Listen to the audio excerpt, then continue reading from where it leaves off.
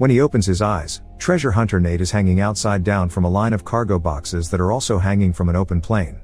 He makes his way up as he fights off various mercenaries and manages to climb into the plane again, but as soon as he gets inside, a red car pushes him back out. As he falls to his death, a hand grabs his just in time, which matches a small adventure Nate had when he was a boy. 15 years earlier, young Nate and his older brother Sam sneaked into a museum in Boston, and Nate would have fallen off the window if Sam hadn't caught him. The orphaned brothers are looking for a map made after the Magellan expedition to use to find an ancient treasure. Unfortunately, as soon as Sam tries to pick the lock, he triggers the alarm and they're caught by the police. The boys are taken back to the orphanage and Nate gets to stay, but because this is Sam's third strike, he must be taken to prison. They give the brothers a moment alone to say goodbye, so Sam takes advantage of this to escape. Before leaving though, he gives Nate his beloved ring to always be with him, and promises to come for him in the future. After Sam's gone, Nate finds an empty piece of paper in his brother's lighter, which he uses to reveal a hidden message with words of love from Sam. Back in the present day, Nate now works as a bartender in New York. He also pickpockets rich clients by getting close with random excuses, like helping a girl light her cigarette in order to steal her bracelet. Nate still carries his brother's lighter with him, although it isn't working very well these days. One night, while he's closing the bar, a man called Sully approaches Nate and congratulates him on his pickpocketing skills before offering him to join him on an incoming important job. Nate isn't about to start doing crime with a stranger and kicks him out, only to then discover Sully took the bracelet from his pocket and left his card instead. Wanting the bracelet back, Nate goes to the address on the card, sneaking inside the apartment by stealing the keys from the doorman. Sully's already waiting for him, and to Nate's shock, he's in possession of the original Magellan's map. Nate comments on the legends that say the original trip had been planned to find gold, and Sully confirms it's true. The trip had been funded by the Moncada family, and the current heirs, Armando and his son Santiago, are still looking for that treasure. To help him convince Nate to join him, Sully mentions he was a friend of Sam's, and even shows him a picture of his adult self. Apparently, Sam disappeared after they found Magellan's journal, and Sully hasn't even heard from him since. Nate agrees he knew doesn't exist anymore. However, when he returns to his apartment, he opens a box he keeps with important memories, which includes postcards from Sam. Nate lied to Sully when he said his brother never contacted him again. He also finds the ring, and after putting it back on, he decides the Does want to do this after all. Sully and Nate meet to plan their first move. There's an auction coming up, and one of the antiques they're offering it's a cross that works as a key for the chamber where they've hidden the gold. The legend says there are 2 keys, and Sully already has the other one, so they need to steal this one to get started. After demanding Sully to go 50-50 on the gold, Nate uses his free time to study the building where the auction will be held and comes up with a plan. The night of the auction, Sully and Nate see a valuable red car and find out Santiago is also there, so there'll be tough competition for the cross because he thinks the gold is his birthright. He isn't alone though. He's employed mercenary leader Joe, who used to be Sully's partner and teases him when she sees him. As the auction is about to start, Sully pretends to be one of the buyers while Nate gets the plan ready. Joe notices him moving suspiciously and sends her men to keep an eye on him. By putting his gum on the digital lock, Nate manages to get inside the electrical room. The idea is to cut power so that Sully can steal the cross in the dark. Because Nate's taking too long, Sully finds himself with no other choice but to start bidding against Santiago, even if he doesn't actually have the money for it. Unfortunately, Nate is found by Joe's men and a fight begins. After exchanging a few blows, Nate runs out of the room and decides to cause a distraction by jumping on the hall's ceiling lamps. Now everyone is panicking and the cross is being taken away, so Sully turns his jacket around and pretends to be one of the workers. As Nate is found and chased by security, Sully puts his hands on the cross and takes it away saying he's in charge of taking it to the vault, but Joe notices this and goes after him. She manages to corner him and threaten him with her knife, but at that moment, security finds them and tries to arrest her for attacking an auction employee. Sully gets to go away with the cross while Joe fights the guards. When Sully makes it back to his car, Nate is waiting for him, and they agree to go to Spain together. On the plane, Nate gets to look at the captain's journal that confirms the legend. Magellan found tons of gold in the Philippines, hid it in Barcelona, and then told the Moncada family that he found nothing. Following the clues in the journal, they'll be able to find the gold, although so far the main clue is just a tree. Once they arrive in Barcelona, they meet with Chloe, another treasure hunter that has managed to acquire the other cross. However, she doesn't want to work with Sully, who she considers to be a liar and a backstabber.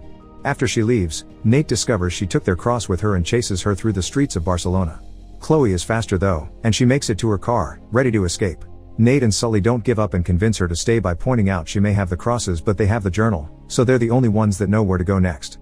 Now they're all working together. Nate takes them to the place indicated by the clue. It's not an actual tree, it refers to a church that has pine as part of the name and a tree as its logo. Meanwhile, Santiago confronts his dad. Armando has appeared on the news saying he'll give away his fortune, and he confesses the reason for this is that their money is dipped in blood. Unable to make him change his mind, Santiago leaves and goes to see Joe to order her to keep an eye on Sully because he's been seen around town. Back to the team, they're taking a break before jumping on the next part of the plan. While Nate is in the kitchen, Chloe tells Sully she's guessed Nate is Sam's brother and demands that Sully tell him the truth of what happened, but Sully just says he'll do it when the time is right. The next day, Santiago once again tries to change his father's mind about giving away the fortune.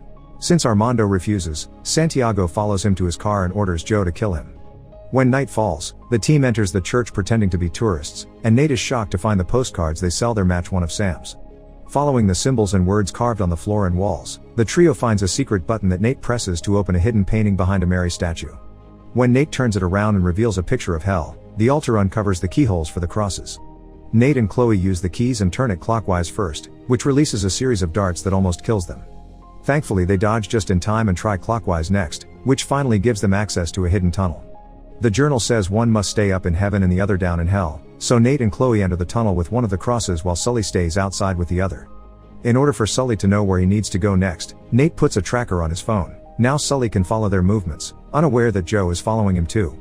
Nate and Chloe follow a mysterious tunnel that eventually takes them to a nightclub, and Joe's men are there too. By pretending to be a couple dancing, the duo crosses the room and makes it to the bar, where Nate tries to start a fire with Sam's lighter. It fails again, so Chloe starts it for him and now they have the distraction they need to work on the puzzle carved on the wall behind the bar. Joe's men find them anyway, causing Nate to get in a fight with them until Chloe finally finds another keyhole that she opens with the cross. A new secret tunnel appears in front of them and the duo gets to escape right before it closes again, leaving Joe's men behind. Following this tunnel takes the duo to a secret door under a fountain, and when they use the key on it, the room begins filling with water.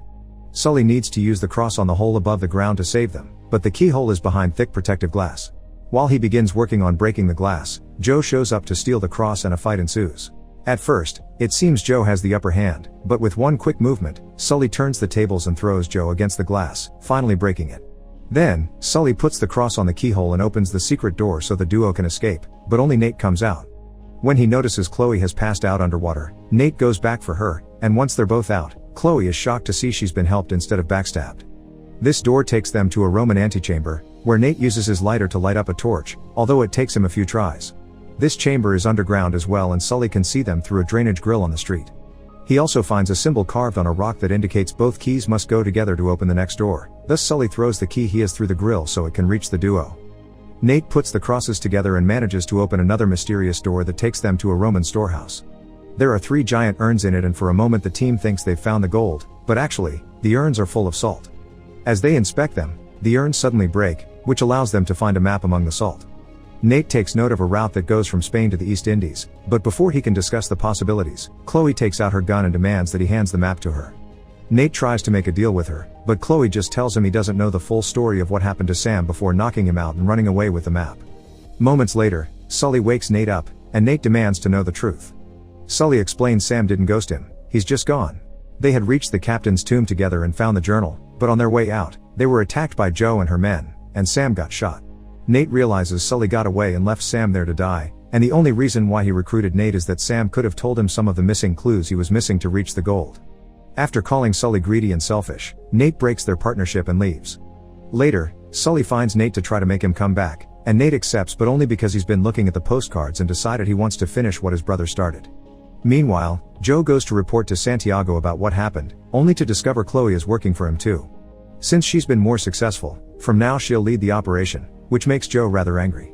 Santiago and his team get things ready at his private airport, including his beloved red car which Nate and Sully take advantage of to sneak inside by hiding in the trunk.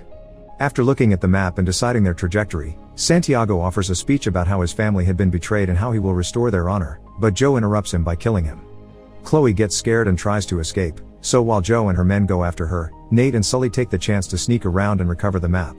The plan is to also steal some parachutes and jump off the plane, but when they make it to the cargo hold, Nate can't help confronting Joe to ask her if she really killed Sam. Sully jumps away with the parachute as Nate finds himself in a fight with the men while the cargo is pushed off the plane, taking us to the beginning of the story. Joe's men find Chloe and engage her in a gunfight, which would make her difficult for her to escape by parachute as well.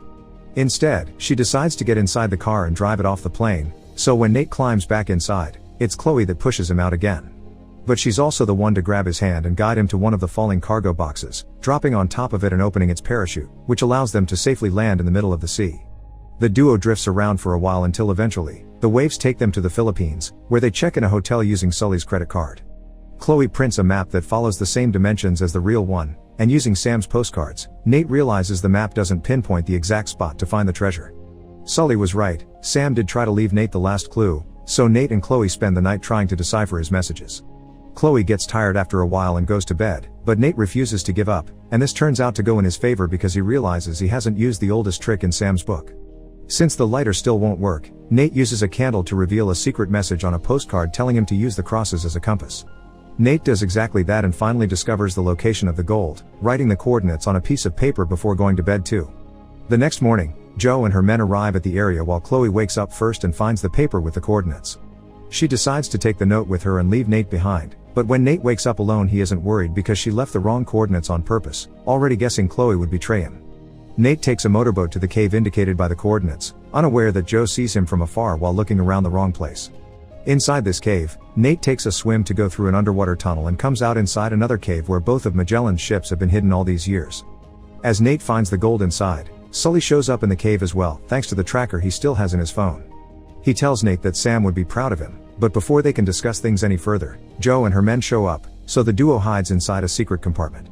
With the help of 2 helicopters, Jo's crew airlifts the entire ships through a hole on top of the cave, so Nate and Sully come out of their hiding spot to grab as much gold as possible together with a dagger and a sword to defend themselves.